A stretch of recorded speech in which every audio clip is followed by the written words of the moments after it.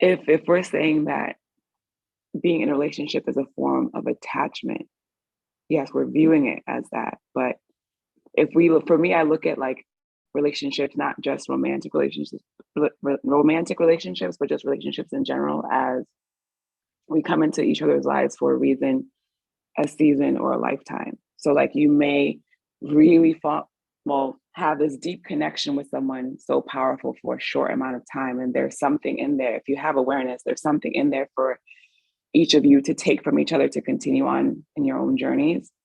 And and then for a season, it's like, yeah, you're here maybe a few years that this is the person that you grow with. They push you to be a better person, or maybe they reflect certain things about you that the relationship itself, it can be challenging and you're able to use that and grow from it. Or it's a lifetime, like someone that's literally on a journey with you, and that could be a friend, family, or a partner.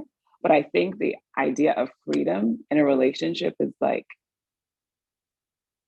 we should already have in our minds that we're free, like, you know?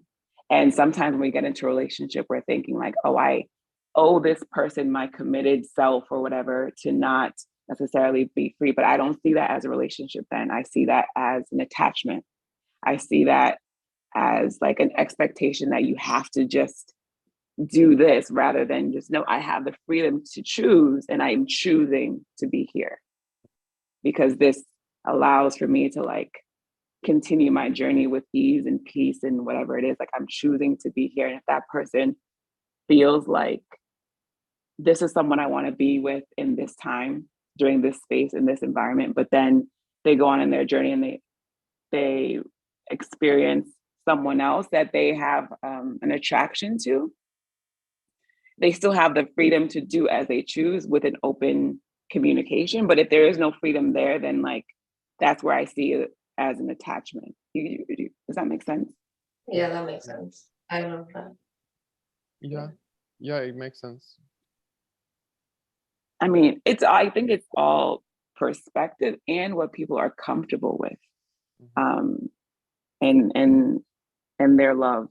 Because I really relate to like falling in love. I never understood the separation of falling in love and just being in love. And like now, that explanation of like,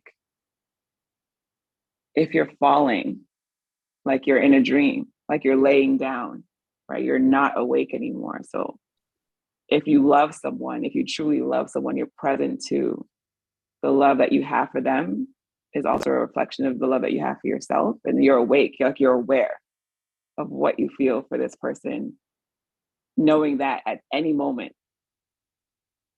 they can decide to move, go somewhere else. And that's where I feel like we're so attached to either losing this person, but if we're truly human beings, which we are in these, like we don't have possession over each other. So how can you lose something you don't own?